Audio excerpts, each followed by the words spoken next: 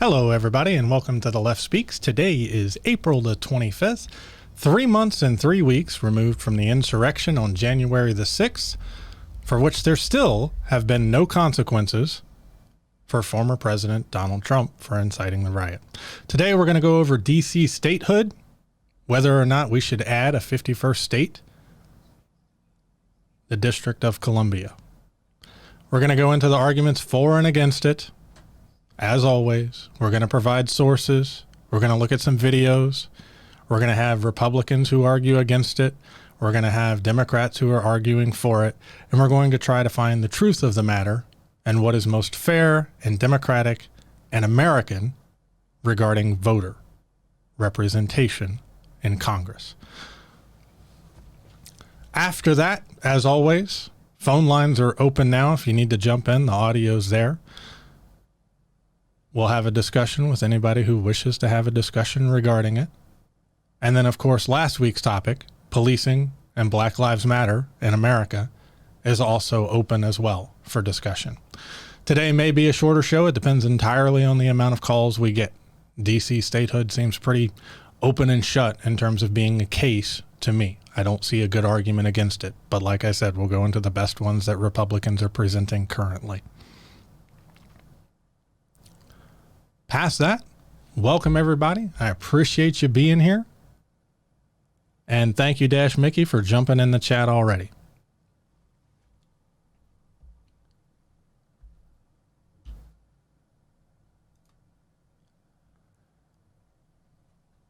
Oh, Hardwood and Sock, thanks for being here. Hey, you made it on time. That's the first time I think you've gotten in at the beginning, man. I appreciate it. So an overview for DC Statehood. For 60 years, 50 states, but Congress is now one step closer to adding another. DC Statehood is an idea whose time has come. The House passing a bill that would make Washington, District of Columbia, the state of Washington Douglas Commonwealth, honoring abolitionist Frederick Douglass. The mayor would become the new governor, and the 700,000 plus people living in D.C., who already pay the most federal taxes per capita, would get federal voting rights, including 2 new senators. That would almost certainly mean 2 more Democrats, given D.C.'s political leanings, with the GOP intensely opposed to statehood. Democrat support is really about of H.R. 51. Democratic partisanship, Democrat power. Some Republicans argue D.C. is too small. D.C. wouldn't even qualify as a singular congressional district. It does have more people than Vermont or Wyoming.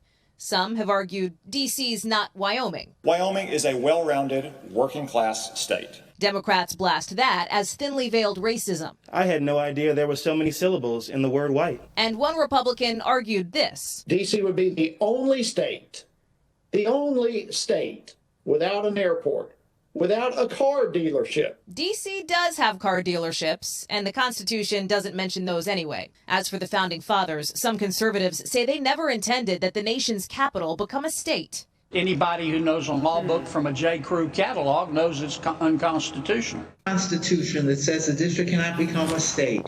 If that happens, D.C. would have the highest percentage of black residents in the country. Top Democrats frame statehood as a civil rights issue, and supporters include the Biden administration, about half of all voters nationwide, and a lot of folks who call the district home. It makes me feel as if I am being robbed of a right that I should have. It feels that my voice in Congress is not represented.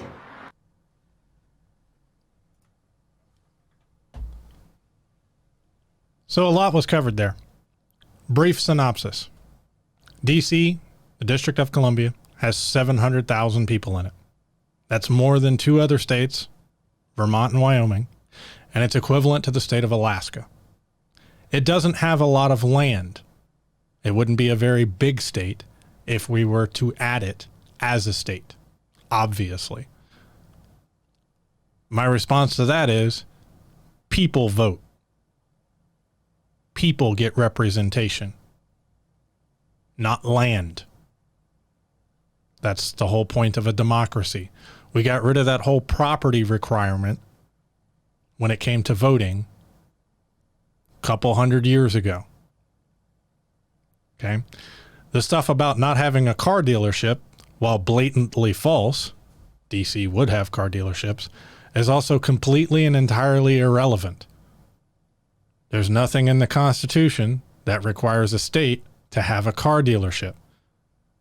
There's nothing in the Constitution that requires your geographic area to have a car dealership for you to be able to vote. Considering I work in automotive finance, it might be nice, business-wise, if you had to have a car dealership to be able to vote. But they didn't even have car dealerships or cars when we founded this country. Now, as for the founders never intended the District of Columbia to have a say in Congress, to have representation. The Constitution specifies the district. It does not specify how large or how small that district can be. It says it can be no bigger than 10 square miles, so the district can't be more than 100 miles, essentially, large. Currently, we're sitting at about 66 miles. But it doesn't say that it has to be 10 square miles or that it has to be 6 or 7 square miles. It just says whatever we define as the district, they don't want to have representation in Congress. So if we made a new state out of the area around the district, the Constitution does not speak to that.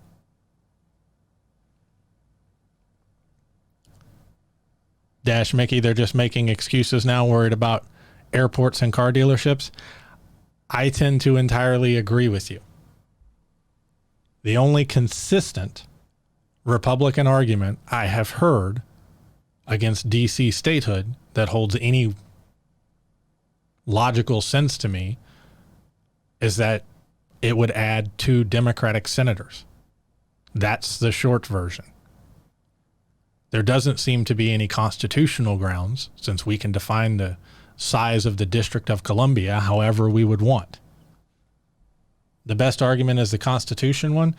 I disagree. There's nothing saying that the District of Columbia has to be X amount of size. There's just something in the Constitution saying that it can't be larger than 10 square miles. It has nothing to do with the size of the district itself. And the new bill would create a smaller federal district, which would include the White House, the congressional grounds, and the Capitol Mall, if I remember correctly.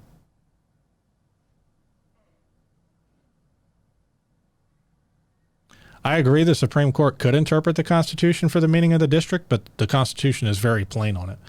The Constitution specifically states that the District of Columbia should be no larger than 2 square miles. It says nothing about the size of how small it can be. In fact, the congressional or the District of Columbia has already shrunk in the 1800s when a 20-mile section returned to the state of Virginia.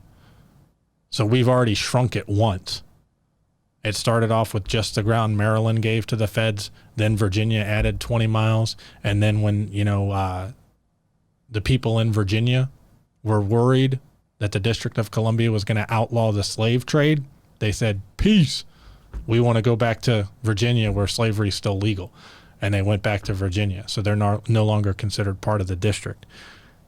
Supreme Court had nothing to say about shrinking the size of the District of Columbia at that point, so I don't see why it would be relevant now, aside from partisan politics.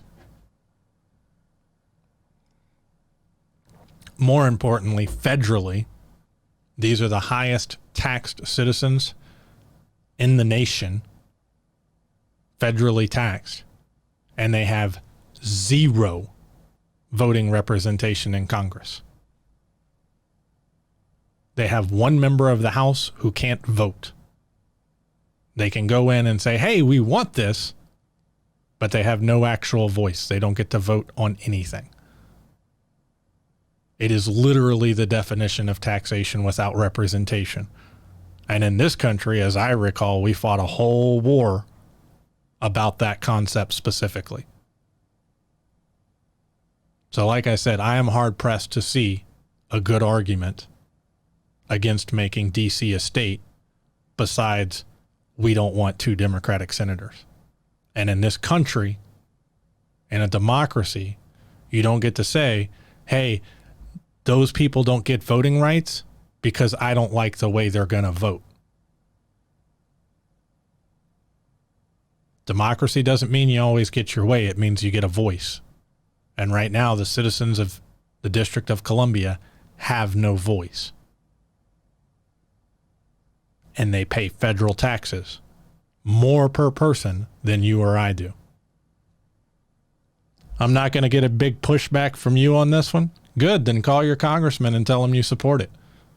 Like I said, by definition, it's taxation without representation. But to be fair, let's jump into some of the counter arguments.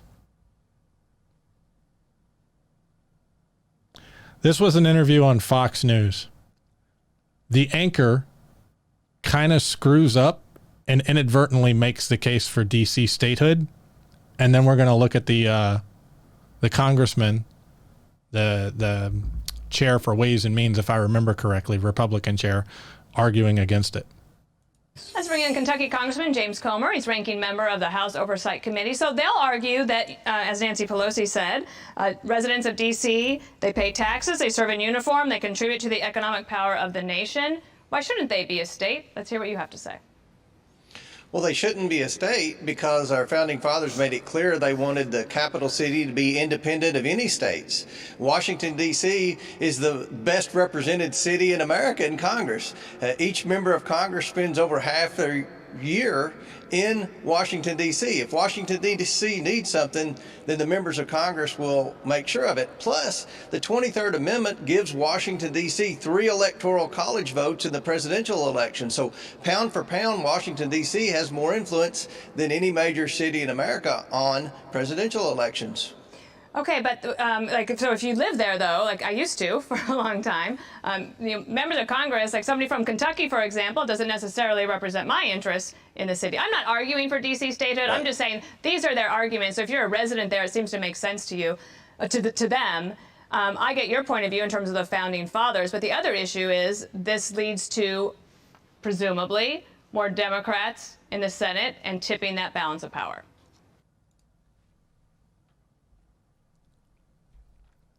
No True Leftist, welcome to the stream. I like counter arguments personally, but I think you're being sarcastic. Hardwood and Sock, I don't know if Manchin will budge on this one either. I don't either, but that's not an argument for what ought to be. That's just an argument for the way the system is right now. That doesn't mean we should not keep pushing for it. I mean, these folks do not have representation. As you noticed, he pointed to the Constitution. The founding fathers said that they wanted the capital city. No, they specified the federal district, the governing district in the Constitution. So that argument immediately drops water. As for the second opinion that, oh, they're the best represented in the entire country regarding presidential elections, well, that may be true. They do have 3 federal electors, but that has nothing to do with Congress, which has everything to do with passing laws and taxes and everything else. So we're talking about giving citizens representation in Congress. So that's a complete red herring, and it's irrelevant as well. And he knows this, okay? The last argument, which is the only one that seems to make some kind of sense and directly address the issue, is, hey, DC is the best represented because every congressman and every senator spends some time here, right? And we represent the interests of Washington, D.C. So even though I'm from the state of Texas, or I'm from the state of Alaska, or I'm from the state of Louisiana, or any of the other 50 states, I hold the interest of America at heart. That includes Washington, D.C.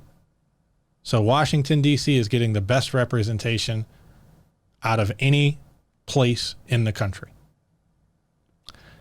This is almost identical to the argument that the British made when the American colonies could not vote and had no representation on the taxes that were passed in our colonies. Almost identical. They called it virtual representation. They said, even though you don't have a seat in Parliament, we represent and look out for all the interest of British citizens everywhere. And this became a major thing when they tried to tax the American colonies after the French and Indian War. Started with the Stamp Act, the tea tax that led to the Boston Tea Party, started with the Stamp Act Congress, where we rejected this idea flat out, led to the First Continental Congress, led to the Second Continental Congress, and ultimately to the American Revolution. We said, this virtual representation idea, that you living across the ocean, not from my area, not from my state, not from my city, can represent me? Yeah, that's total bullshit.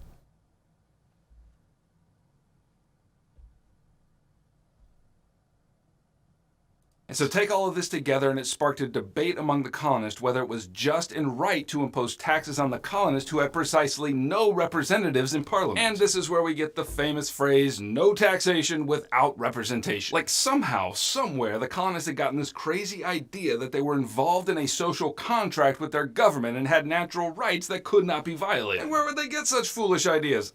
The Enlightenment. Thanks, John Locke. Thanks, Rousseau. Thanks, Voltaire. Thanks, Kant. And honestly, if you asked me to name any more Enlightenment thinkers, I just can't.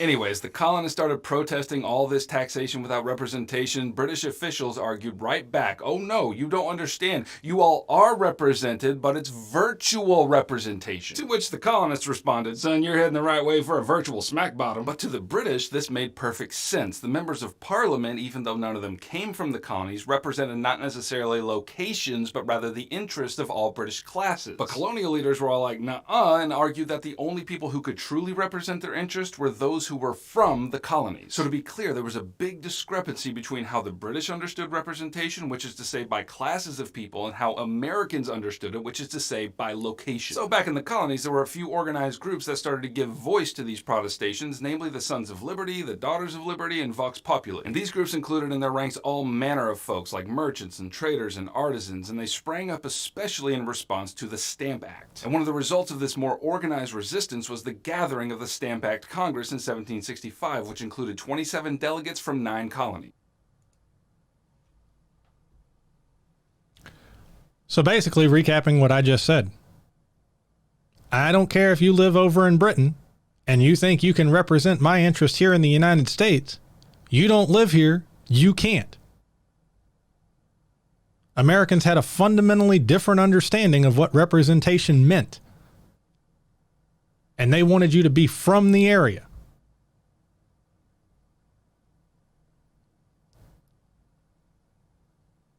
So this argument about, oh, well, I can represent Washington, D.C., and all of Congress can represent Washington, D.C. because they're Americans and we're from all over the country. You're not from there. They are being taxed, and they are paying more in taxes than any other state in the country per person.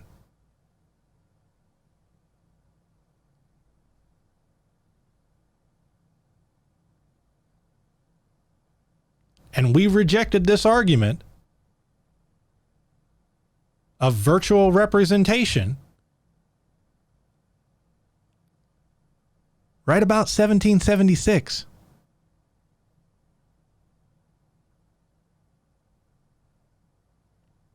So for you to trot it out now, Republicans, not all Republicans, but for you to trot it out now fundamentally goes against the values this country was founded on. Period.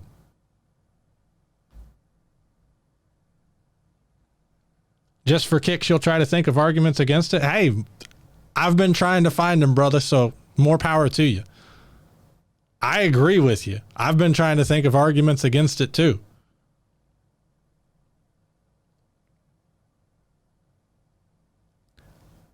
Now, one of the things he mentioned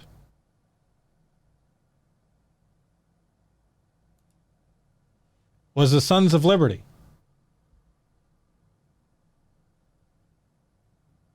Hey, Ricky, welcome in.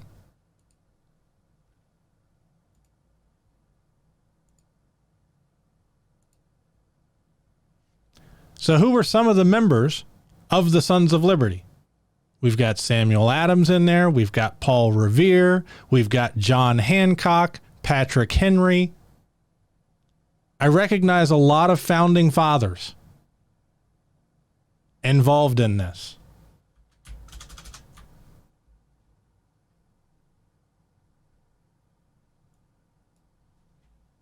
So if you want to ask, what did the founding fathers believe? And what would they have thought about this? And what they would have thought about the argument of virtual representation? They've already told you. That argument led directly to the First Continental Congress. And then when it was ignored, led directly to the Second Continental Congress, which led directly to the American Revolution.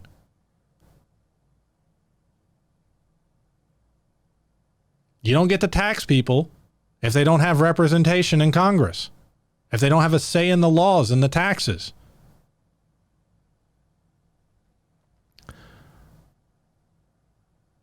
From Ricky the Great One, taxation without representation is a pillar of democracy.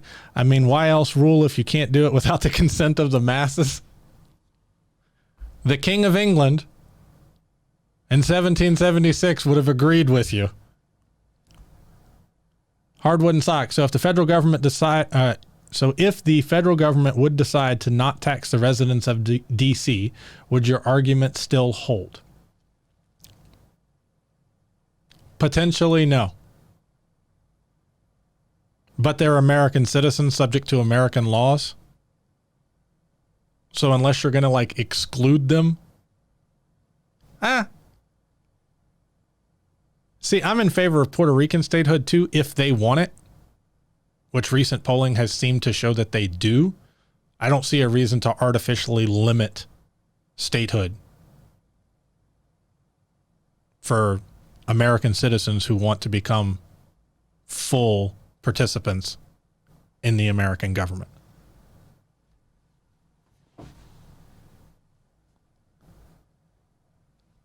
Yeah, Hardwood and Socks trying to play devil's advocate to anybody who's wondering right now. He already said at the outset that doesn't really have a strong position against DC statehood. I've really been unable to find one, as I mentioned.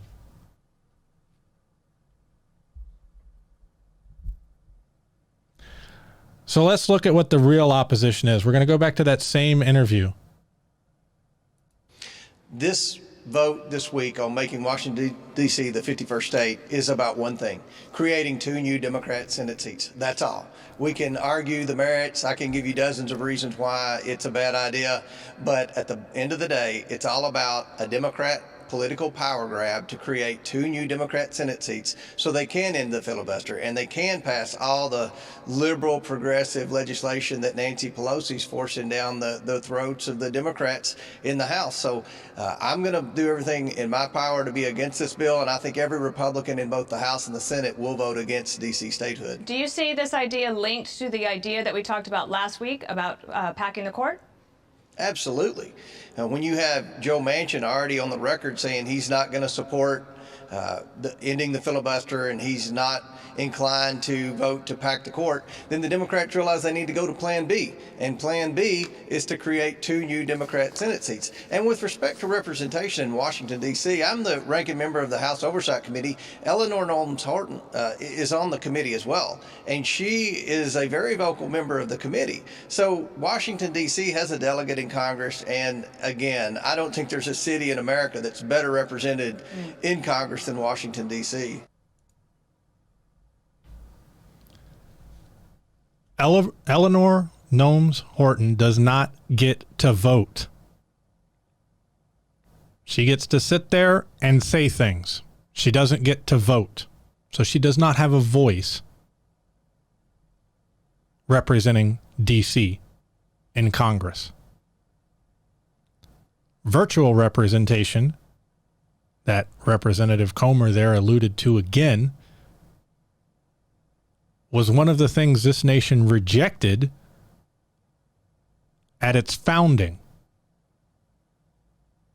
So for you to sit here and make that argument, Representative Comer, is un-American. and the Founding Fathers agree with me, as evidenced by how many of them were members of the First Continental Congress, the Second Continental Congress. John Hancock, member of the Sons of Liberty, you know, who wrote his big-ass signature on the Declaration of Independence. But the main argument you saw there, which again is the one that's the only one that seems to consistently come up, as we'll point out when we get to Senator Ted Cruz, Senator Ted Cancun. The only argument that consistently comes up is they're going to elect 2 Democratic senators.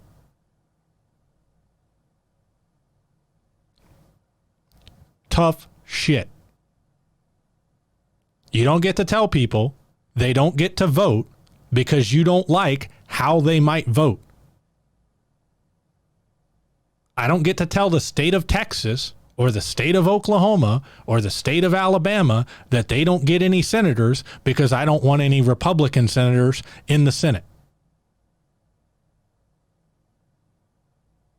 In this specific case, we're talking about American citizens who pay federal taxes, who do not have any representation in Congress, any voting representation.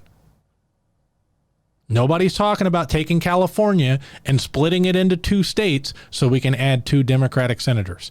Nobody's talking about taking Washington or New York or an existing state and splitting it up just so you can get more representation, like the Republicans did with North and South Dakota back in the day.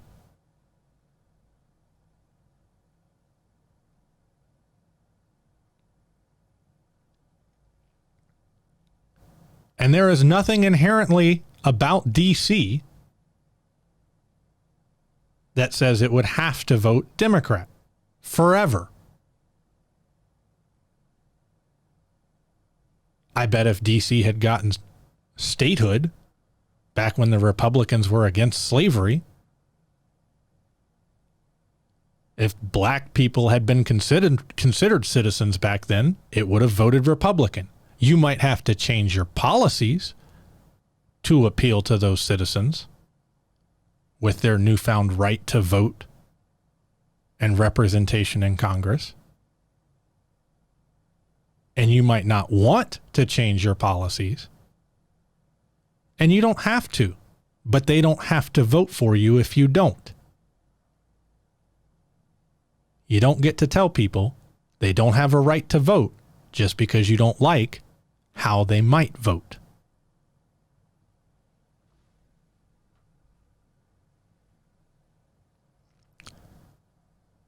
Puerto Rico, from the guys I work with, definitely don't want to be a state. They hate taxes. None of my guys want Puerto Rico to be a state, so I'll legit push on that one. That's why I said it depends on polling data for me on whether Puerto Rico should or should not be a state. If they want to be a state, they're more than welcome as far as I'm concerned. They've been in American territory for long enough. If they don't want to be a state and want to maintain their territorial status, I completely understand that as well. I see arguments for and against that one. But like I said, if they want to become part of, or a full part of American democracy, I would support them. I've seen polling data that says that they do, and I've seen polling data that says that they don't. The Dems have till 2022 to get all this shit passed. I feel Republicans will come back strong in 2022. Hopefully not if this country has any memory whatsoever, but unfortunately I'm afraid that you may be correct in that regard, Hardwood and Sock.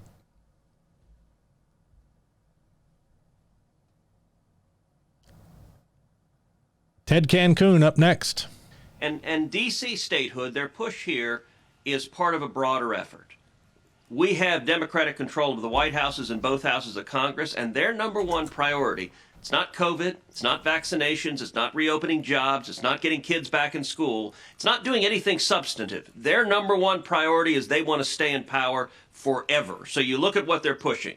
They're pushing DC statehood. Why? Because they want 2 new Democratic senators. They're pushing H.R. 1, what many are calling the Corrupt Politicians Act, because they want to federalize elections. They want to register millions of illegal aliens and felons to vote and keep Democrats in power for the next 100 years.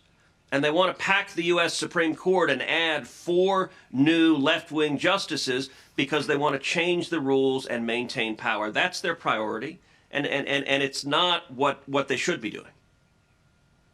You know, in case the public did not know or did not recognize with the mask on, Representative Mondrian Jones was also the person who was there for the rollout of packing the court outside the Supreme Court about a week or so ago.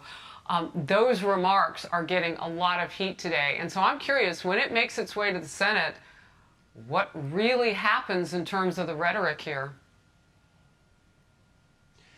Well, in terms of the substance, the chances of DC statehood or packing the court passing into law are 0 if, and this is a big if the Senate filibuster rules remain the case. If it is the case that it takes 60 votes to move forward, which has been the case in the Senate for a long, long time, then both of those are dead on arrival. The Democrats know that. That's why they want to blow up the Senate rules, end the filibuster, in order to change the fundamental election rules. And so it all comes down to really Joe Manchin and Kyrsten Sinema, 2 Democrats, the lone 2 Democrats who have said they wouldn't end the filibuster. If they end the filibuster, they will make D.C. a state. If they end the filibuster, they will pack the Supreme Court. This is all about power. That's why there's so much pressure on those 2 Democratic senators. Got it. And I had started this with, it's a 2-pronged power grab. You've got the DC statehood and the filibuster. There could be more. We'll cover it when it happens. Ricky the Great One, the only argument is Democrats bad. Regardless, it's inevitable that the political pendulum will swing in the opposite direction eventually. Stop making it political and just let them have some representation. I agree. That's the only argument he made the whole time. My political opponents are trying to gain power. We're not going to talk about the substance of the issue. We're not going to talk about the fact that these citizens, American citizens, tax-paying American citizens in Washington, D.C., have no representation in government, in Congress. No, let's not talk about the actual issue. Let's just talk about how it's bad because my team, they don't want to vote for my team. Dash Mickey, I feel like that's a fallacious argument. He's trying to bring up different issues. It's a gish gallop. It's a dishonest debate tactic. Senator Cruz was on the debate team at Princeton. He fucking knows it's dishonest, and he's doing it anyway. What a gish gallop is when I throw out 100, 200 different things to talk about in my allotted 2 to 5 minutes. And then my opponent, when they have their 2 to 5 minutes, has to go through how everything I just said is wrong, and they never get to make their case. And he knows exactly what he's doing. Like I said, he was a member of the Princeton debate team. He knows it's dishonest, and he's using it anyway because he's putting party over country again. But we all know Senator Ted Cancun could give less than a damn about serving the people he's supposed to represent. As evidenced by when Texas froze over, he wasn't trying to help nobody. Well, maybe his family when he hopped on a plane to go take a impromptu vacation. But the dishonesty here, the dishonest tactics, the distraction from the main point, the basic un-Americanness of taxing people without giving them any representation.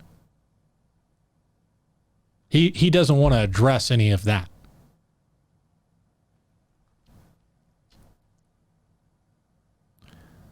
Dash Mickey, okay, thanks. Philosophy student at the moment, still learning, no problem.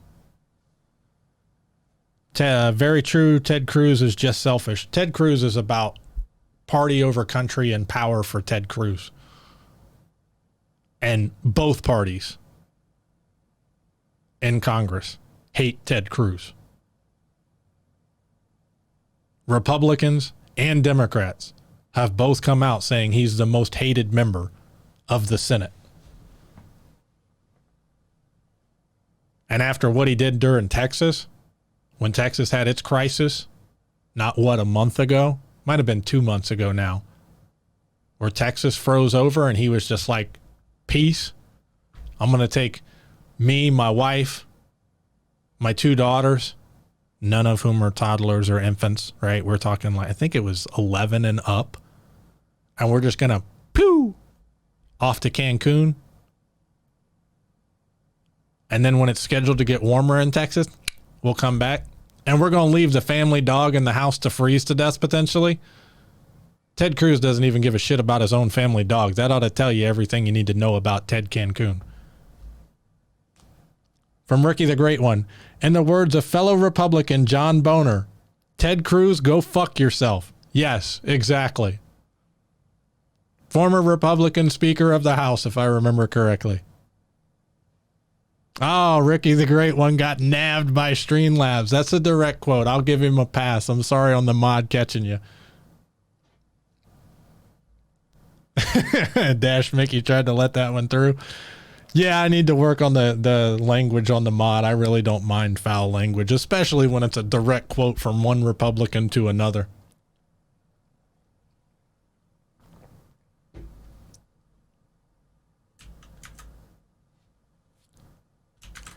So, one potential solution I've seen to this, I guess 2 now, because Hardwood and Sock brought up one. Hey, just don't tax them. And if you do that, I might move to Washington, D.C. myself, or at least maintain my residence there, right? But I've seen a couple potential solutions to this that do not require DC statehood. One of them being from conservative columnist George Will. One of them being from the Cato Institute. And one of them being from the Heritage Foundation. And they basically involve retrocession. So, like Virginia gave land to be part of the District of Columbia, and then that land said, hey, we want to keep our slaves, we're going back to Virginia, peace. Okay? The argument is the part of D.C. that doesn't need to be the federal district, you know, Congress and the White House itself, that's not specific to federal governing, could just go back to Maryland. And then it would be part of Maryland, and those tax-paying American citizens would have their representation, and the Republicans wouldn't have to deal with two new Democratic senators. So let's just give D.C., not the federal district, let's give the city of Washington back to Maryland. So let's look at that.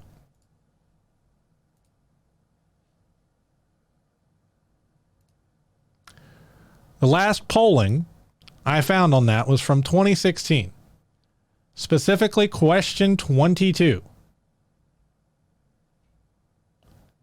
When asked in Maryland,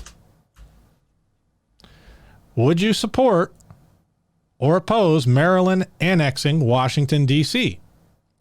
28% support it. 44% are vastly opposed. Outright. And 28% haven't educated themselves enough on the matter to have an opinion yet.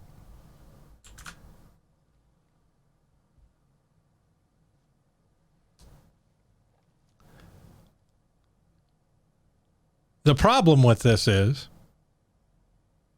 if you're part of Maryland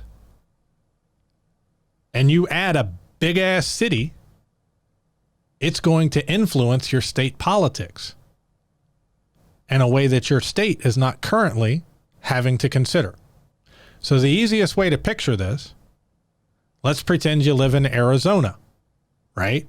And Arizona has some rural voters and it has some urban voters. Typically goes red. Last election, I would argue because of President Trump, went blue.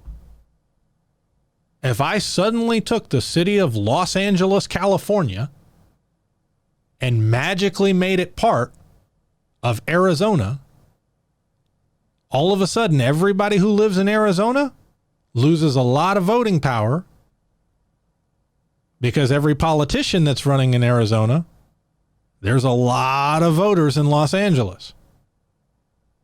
So Maryland doesn't want it back because they don't want to have to deal with that. Maryland state politics are working just fine. We're happy here, thank you.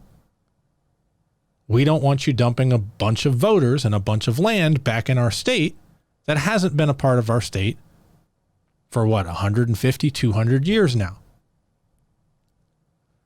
That makes sense to me.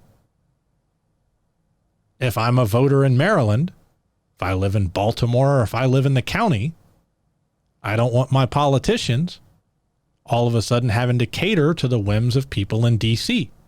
And I haven't considered DC a part of my state for 200 years. Just like Arizona doesn't consider Los Angeles a part of its state. Just like Maine does not consider itself a part of Massachusetts like it used to be. I'm happy that it was part of it 200 years ago, but obviously they don't consider themselves the same anymore. So to say, hey, sorry, Maryland, you're just going to have to accept all of these new voters that you don't want and all of these new citizens that you don't want, seems pretty ridiculous on its face to me. Hardwood and Sock, you're all for not taxing them. Good luck, brother. The federal government doesn't tend to give up taxes all that easy. Virginia is blue anyway at this point. Split DC down the middle. Half goes to Maryland, half goes to Virginia. You support this. The Virginia portion of DC has already gone back to Virginia. The land that is currently DC is all from Maryland. Just a funny, you hate LA. I figured you'd hate LA. I mean, most conservatives hate LA. Just out of curiosity, have you ever been to Los Angeles? I wouldn't want to live there just because I hate traffic, but I mean, it's a nice city in a lot of places, in my opinion. But if I dumped LA into Pennsylvania by decree, you'd probably be pretty pissed off. And for those that don't know, Hardwood and Sock said on the air before that he lives in Pennsylvania.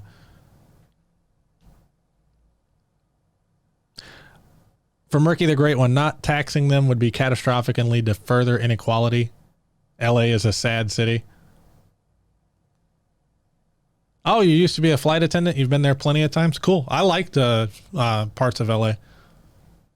That's just me personally. I mean, I know everybody's got their own thing, but obviously tons of people live there.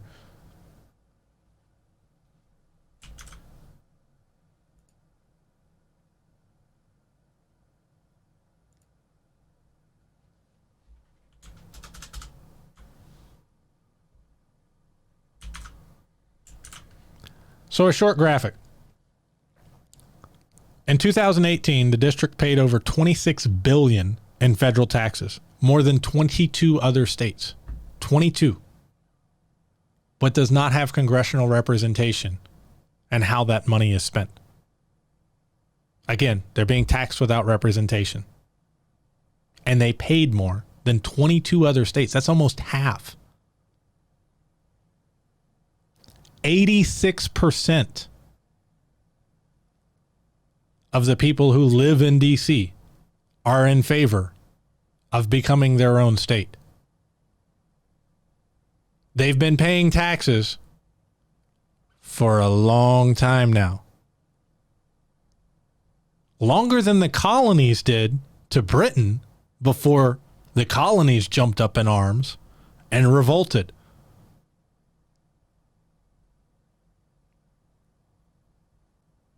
More than almost half the other states in the country. If I lived in DC, I would be in favor of statehood too. 712,000 Americans, estimate, live in Washington, D.C. More than Wyoming and Vermont, equivalent to Alaska. When the district was established, it had a population of 3,000.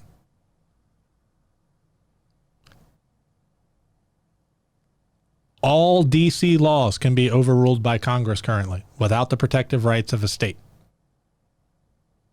What Congress says goes. You know, just like what Parliament said went for the colonies until the colonies, threw up their fingers and grabbed their muskets.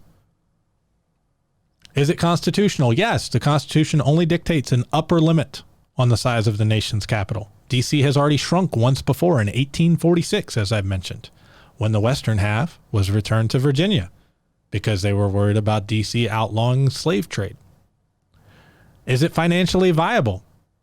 Yes, DC already operates like a state and has balanced its budget every year since 1997. That's better than most red states. Most red states receive more federal money. What about the government? DC Admissions Act retains a federal district that would serve as the capital. The smaller district includes the National Mall, Capitol Building, museums, and other government offices. Makes sense to me. And obviously, talk about it if you want to support it. Spread the word. Call your congressman. Hardwood and Sock. DC should try a revolution against the federal government. Jokes, sarcasm for all the TOS people out there, terms of service for Twitch and everything else. Nobody's advocating DC actually commits a revolution, just like in the olden days. I think it would be hilarious if DC just decided to shut down everything. You know, we're not going to pick up any trash around the Capitol buildings. We're not going to do any policing. We're not going to staff the airport. We're not going to staff those car dealerships that y'all think we don't have, but we actually have. We're not going to provide electricity. We're just not going to do any services whatsoever for the government. I think that would be a peaceful way to accomplish something. Because I guarantee if Senator Ted Cruz, Senator Ted Cancun, had to go work in the Capitol without air conditioning, we'd see him hop on another flight back to Mexico to sit on the beach again. That's just my bet. Ricky the Great One, as a Midwesterner, the homeless peeps were the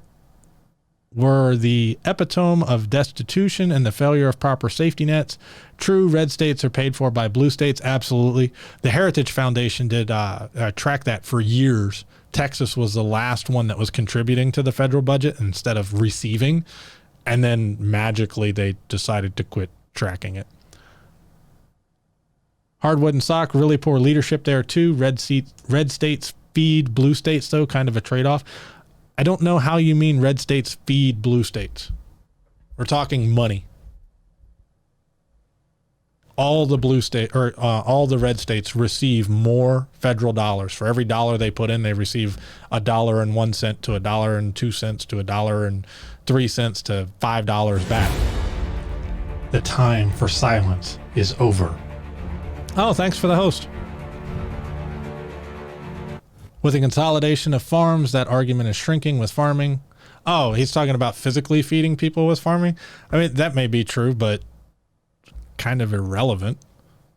You can look at plenty of things that blue states would provide that red states don't. I mean, Silicon Valley in California provides lots of technology that didn't get developed in red states and got rolled out to the red states.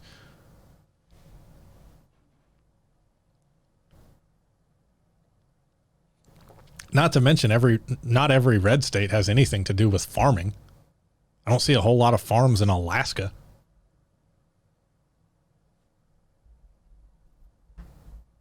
Exactly. It's a trade. That's what you're saying. That has nothing to do with federal dollars, though, right?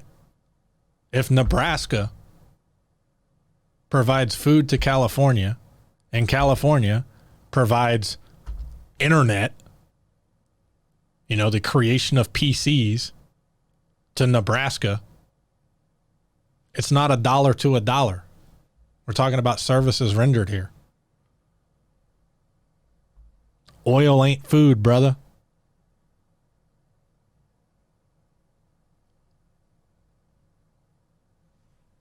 I mean, unless you're going to make the case that blue states have absolutely zero natural resources, I don't see how this is really going to work out for you.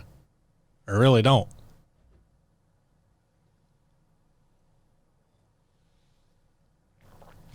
I don't disagree that oil is a necessity.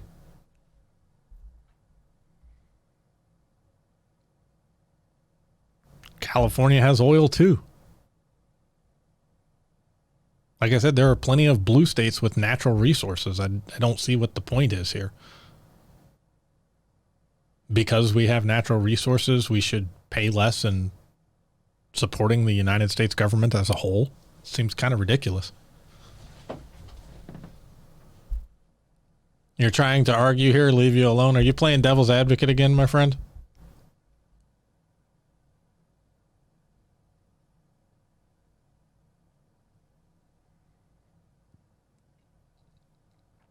Ricky the Great One. True, the blue states provide tech that has made farming exponentially more effective and efficient.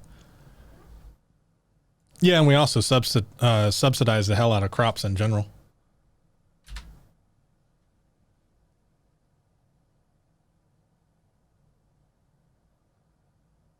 Machine vision, etc. Yeah.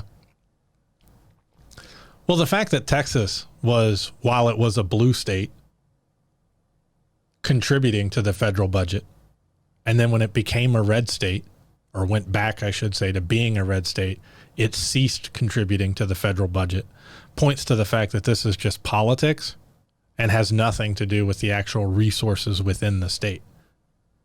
I mean, hell, California used to be red under Reagan and now it's blue, but it's always contributed. So these are policy decisions. It's not an inability to contribute.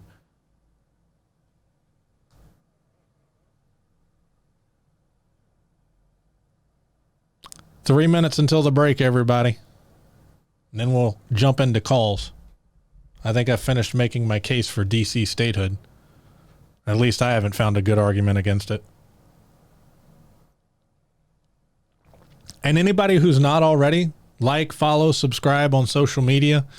I don't ask for your money, but if you want to share it on social media so we can get more people in here, have more competing views, and discuss these things and actually hash some stuff out, I would greatly appreciate it.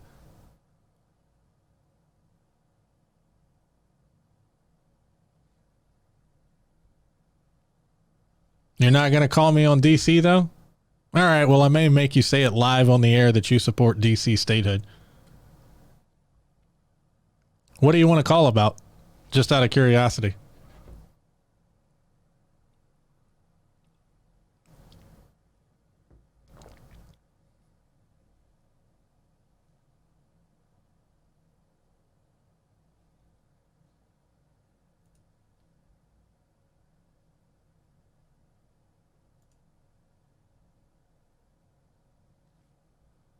The BLM stories from this week? Okay, sure. That sounds good. I might not be familiar with all of them, so you may have to catch me up from your point of view. All right, we're going to go ahead and take the break a little early, everybody. We'll be back about 5 minutes, 8 minutes after the break. I'll set the timer for everybody. Thank you, and I'll catch y'all in a few minutes. Got to get that coffee.